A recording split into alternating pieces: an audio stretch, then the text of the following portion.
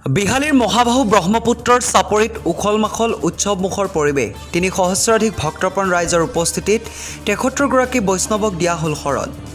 বিহালী তেলেংগনীয়া কলডিল বৰনামঘৰত মায়ামৰা সমাজৰ শৰণ লোৱা অনুষ্ঠান। বিহালী তেলেংগনীয়া কলডিল বৰনামঘৰত আজি মায়ামৰা সাংস্কৃতিক সমাজৰ নশৰণীয়া একশৰণ লোৱা অনুষ্ঠান অনুষ্ঠিত হয়। এই অনুষ্ঠানত ৭৩গৰাকী নশৰণীয়াক শৰণ প্ৰদান কৰা হয়। মায়ামৰা সমাজৰ ৰীতি নীতি অনুসৰি ব্ৰহ্মপুত্ৰ নদীত ৰীতি নীতিৰে টোপোলা আগবঢ়াই গা ধুৱাই বিষ্ণুৱালী কুঞ্চী সত্ৰৰ সত্ৰাধিকাৰ শ্ৰী শ্ৰী সদানন্দ দেৱ গোস্বামীৰ প্ৰভুজনাৰ চৰণত তেলেংগনীয়া কলডিল বৰনামঘৰত ৭৩গৰাকী নশৰণীয়াই শৰণ লয়। আজি দিনজোৰা কাৰ্যসূচীৰে অনুষ্ঠিত এই অনুষ্ঠানত এক ভক্তিভাৱৰ আধ্যাত্মিক পৰিৱেশ বিৰাজ কৰা পৰিলক্ষিত হৈছে। হাজাৰ হাজাৰ লোকাৰণ্য হৈ এই উৎসৱমুখৰ উখল-মাখল পৰিৱেশ বিৰাজমান হৈ পৰিল তেলেংগনীয়া গাঁৱৰ ব্ৰহ্মপুত্ৰ চাপৰিৰ কলডিল বৰনামঘৰৰ প্ৰাংগণত। আজি এই শৰণ লোৱা অনুষ্ঠানলৈ তেজপুৰ, ধলপুৰ, গহপুৰ, ব্ৰহ্মাজান, বিশ্বনাথ চাৰিআলি, ৰৌমাৰী, ৰাংচালি আদিৰ ঠাইৰ পৰা ৩ সহস্ৰাধিক ভক্তবৃন্দই ভক্তিৰসে অমৃত বোৱাইছে মহাবাহু ব্ৰহ্মপুত্ৰৰ পাৰ। বিশ্বনাথৰ পৰা খগেন মটকৰ ৰিপৰ্ট, পূৰ্বোত্তৰ টাইমছ।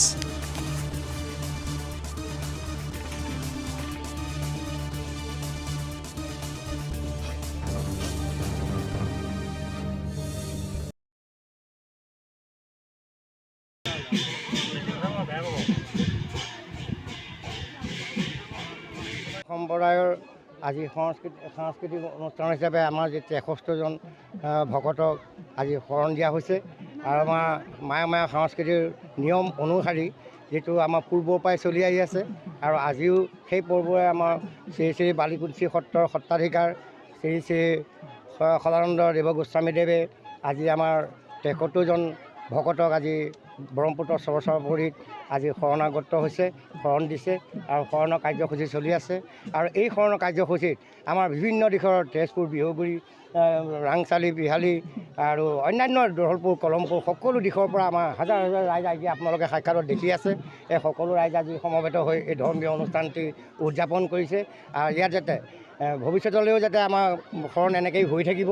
আজি এই বৰ্ষৰ ভিতৰত আজি ২২ৰ ভিতৰত আজি প্ৰথম দিন পৰিছে আৰু ভৱিষ্যতলৈও আমাৰ এনেকৈ সকলো ভকত বৈষ্ণৱ প্ৰাণ ৰাইজ ওলাই অহাৰ পিছতে তেতিয়া তেখেতসকলে আকৌ এনেদৰেই ভৱিষ্যতলৈও দিবলৈ সাজু থাকিব।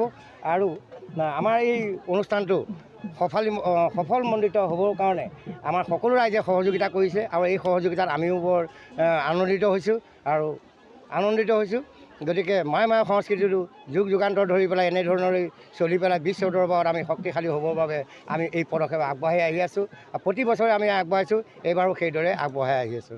কি ক'বা যে মায়া সমাজৰ যি ৰীতি নীতি সম্পৰ্কত? বিষ্ণু বালিকুচি সত্ৰৰ সত্ৰাধিকাৰ প্ৰভু শ্ৰী শ্ৰী সদানন্দ দেৱ গোস্বামীৰ নেতৃত্বত এই বিহালী সমষ্টি বৰলুইতৰ পাৰত অৱস্থিত এই এৰাসুতিত আজি নতুন মায়ামৰা সমাজৰ অসমীয়া প্ৰাণ প্ৰতিষ্ঠাপক মহাপুৰুষ শ্ৰী মহাপুৰুষ শ্ৰীমন্ত শংকৰদেৱৰ গুৰুজনাৰ আদৰ্শৰে চতুৰ্থগৰাকী শ্ৰী শ্ৰী অনিৰুদ্ধদেৱ ঈশ্বৰ গুৰুগৰাকী আদৰ্শৰে অনুপ্ৰাণিত হৈ আমি আজি শৰণ কাৰ্যসূচী লোৱা হৈছিলে। ৭৩গৰাকী ভকতে ইতিমধ্যে শৰণ লৈছে আৰু এই ধৰ্মীয় আধ্যাত্মিক যি চিন্তাধাৰাৰ জৰিয়তে সমাজখনৰ শান্তিৰ বিৰাজমান হোৱাৰ হেতুকে ঈশ্বৰৰ ওচৰত আমি প্ৰাৰ্থনা জনাইছোঁ। আৰু এই শান্তিৰ জৰিয়তে এটা উখল-মাখল পৰিৱেশ সৃষ্টি হৈছে।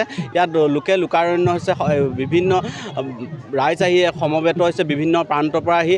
আৰু আমি আশা কৰিম আহি থকা দিনত এই ধৰ্মীয় যি ৰীতি নীতি পৰম্পৰাই জাতিটোক শক্তিশালী ৰূপত আগবঢ়াই লৈ যাবৰ কাৰণে ঈশ্বৰৰ ওচৰত আমি প্ৰাৰ্থনা জনাইছোঁ। ধন্যবাদ।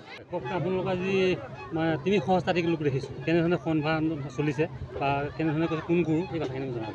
আমাৰ আজি কলডিল নামঘৰৰ প্ৰেক্ষাগৃহৰ পৰা আমি আজি আমাৰ বিহালী তেলেংগনীয়া ব্ৰহ্মপুত্ৰৰ চাপৰিত শৰণৰ ব্যৱস্থা কৰিছোঁ। আমাৰ মায়া সমাজৰ ৰীতি নীতি অনুযায়ী আমাৰ ভকতসকলৰ যি শৰণৰ ব্যৱস্থা, আমি শৰণাগত হ'বৰ বাবে নশৰণীয়া ভকতসকল আজি ওলাই আহিছে।